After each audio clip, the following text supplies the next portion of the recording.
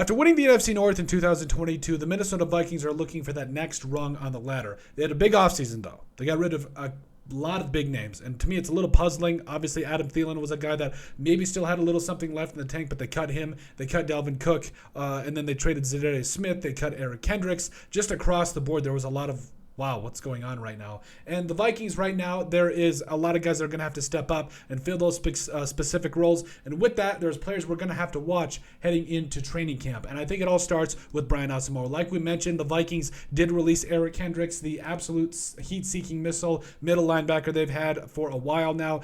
He was really fun to watch, but Brian Asamoah might be that guy moving forward. So, yes, they also brought in guys like Ivan Pace Jr., as an undrafted free agent. They also have Jordan Hicks in the building, and yes, it's going to be very interesting to see who really does take over the starting reps there. But Brian Asamoah looks like he's going to be penciled in as the starter. Had a total of 17 tackles last year for the Vikings in 16 games. Really was kind of puzzling. Like, he didn't get a lot of run against the Giants in the playoffs. Actually, I don't think he played any snaps, which again was shocking because the man played really well against the Giants, forced a fumble on that pass coverage snap he had, and really was a guy that was a heat-seeking missile around the football for the Vikings. Had 8 tackles in that first game against the Giants as well. But overall, I think Brian Asamoah taking over for Eric Kendricks, really seeing how he's going to digest a lot of these plays, how good he's going to be in pass coverage, what they're going to do with him blitzing. Like, the dude just can flat out fly. Sideline to sideline, let him do his thing, and we go from there. So I think that's the first guy you got to keep an eye on. The second guy I'm going to be keeping an eye on through Vikings training camp, right guard Ed Ingram.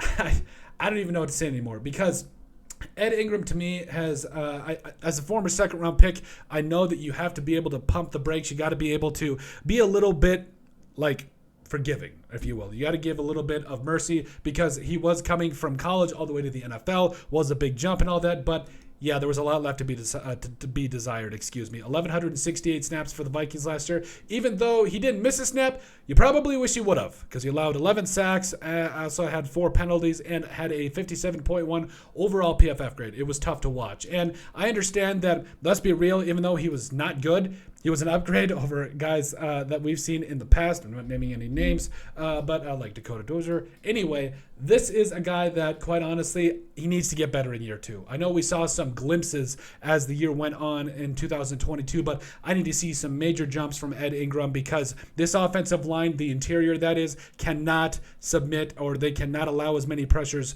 on Kirk Cousins as they did last year. Like, it just can't happen. They've got to step up.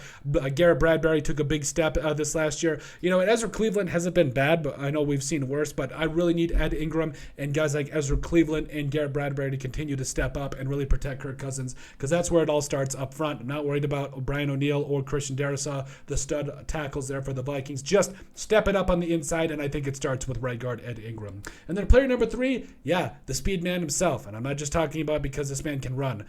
Jordan Addison, yes, we obviously all in the news about how the man did get a speeding ticket going like 85 miles an hour over the speed limit, but I'm hoping that translates to speed on the field, because we're going to need him. Yes, you let go of Adam Thielen, you need a guy to come in right away, and Jordan Addison, or you expect him to be that guy. I think, honestly, it's going to take a little bit of time, but overall, you are excited about the tantalizing talent that Jordan Addison does have. And yes, he's got Justin Jefferson on the opposite side of him, TJ Hawkinson, who I think is going to have a big second year with the Vikings. They have also got, I forgot to take Dalvin Cook off the offensive side of the football. My bad. But overall, and we got to update the depth chart. I still really feel like Jordan Addison is that dude. He really needs to be a guy that does get his targets and really does make an impression early in camp, and I think that's going to be a guy that, if he does not immediately step up, I understand that there's going to be some really good wide receivers for the Vikings. I'm really excited to see what happens with KJ Osborne, Jalen Naylor. We made videos about him. I'm excited to see him too. But Jordan Addison was drafted in the first round for a reason. He needs to be that 1B to 1A of Justin Jefferson for the Minnesota Vikings. But that is it. Those are our players we're going to watch during training camp and positions. Really, I'm watching the entire defense for the Vikings. Really want to see how they all step up as all together. But that is it. That are the players we're going to keep a specific eye on. Let us know what you guys think. Make sure you guys like, comment, and subscribe down below. Leave a like and that comment. That's what helps people find the show. But at the end of the day, I thank you guys so much for all of your support. And let us know what you guys think about the players that we're going to watch during Vikings training camp.